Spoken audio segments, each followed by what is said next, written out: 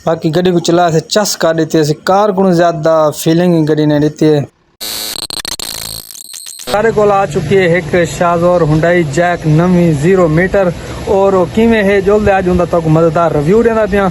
जिन्हें तो हाल तक सारे चैनल हाथ फिलहाल को सब्सक्राइब नहीं किया, जो नवे जल्दी ना सब्सक्राइब मारो। चाहे आज तक मैं नवी गड्डी का रिव्यू देने वाला हाँ, जल्द देते हूँ। गड्डी खेना पिया नवी जैक गड्डी कितने दी आने पी है, किमें है, AC है नॉन AC है, बाकी उन्होंने तो कितना खर्चा थे सारा कुछ डिटेल नाल आज उनका रिव्यू देने हैं। दोस्तों पहुंचे हैं गड्डी दे बिल्कुल ही करीब और मेरे को तो गड्डी इवें लगती है। एक तो मैं गड्डी है 0 आखने वाली कोई गाल ही कहनी, बाकी गड्डी का जड़ा कम थे खड़े और गड्डी के जड़े खर्चे किते ने ना मालका ने वाल तक ओदा वाल तो क्या ही बात है कि इतने खर्चे कितने मालका।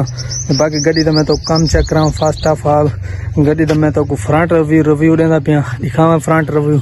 ए सी गड्डी का फ्रंट रिव्यू माशाल्लाह, सामने अपलेट फार गड्डी बिल्कुल चमचमांदी खड़ी है। ते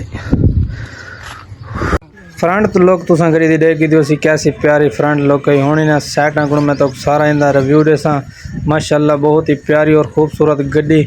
और इन गड्डी के उत्ते जंगल शंगला हम रखीच गए पहले दिन तो पता कंपनी को घेंदे नहीं खाली ढांचा होंगे। बाकी इन जंगला सीढ़ी बक्सा इंदा सारा मालिक रखवाएं।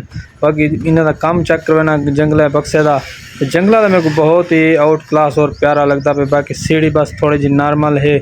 बाकी तुम देख पीछे इंदी बैक लुक कैसी इंदी चस की खड़ी है, बैक लुक भी चस की खड़ी है। बाकी भी सारी गड्डी नवी गड्डी है, इवें समझो गड्डी आंदी पी तकरीबन कोई 42-43 लाख की। बाकी इन सारा खर्चा थे खड़ा मालका ने इन खर्चा करे थे इवें समझो 50 हुण पै गई। हूँ इंदी नवी उसाका की बैटरी भी रखी खड़ी है।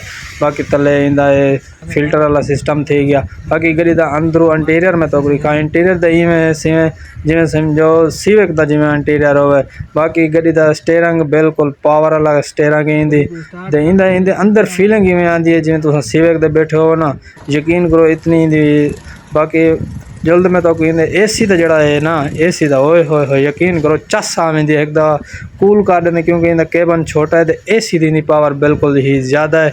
छोटे केबन है AC जो चलता पे बिल्कुल चिल माहौल की खड़े, सीटों के हाल तक भी शापर उवें खड़न। बाकी इनकी ट्राई भी करे सूँ करी चले सूँ भी सही। तो बाकी मैं तो इंटीरियर इनका डैशबोर्ड चेक करा कि ना इवें चमचमादा पे और बहुत ही खूबसूरत इनका डैशबोर्ड है।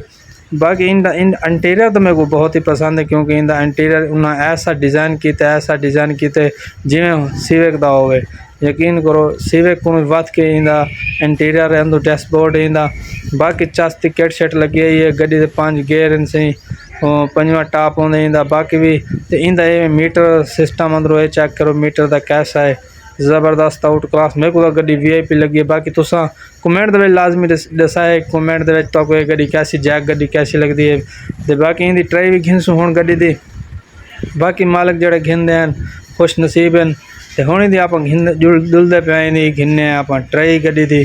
तो आप बह चुके हैं गड्डी के उत्ते एक थोड़ा जहा डेसूँ स्पीटा तो इनकी चेकिंग इन थी वैसी ताकि साको भी पता लगे गड्डी कैसी है।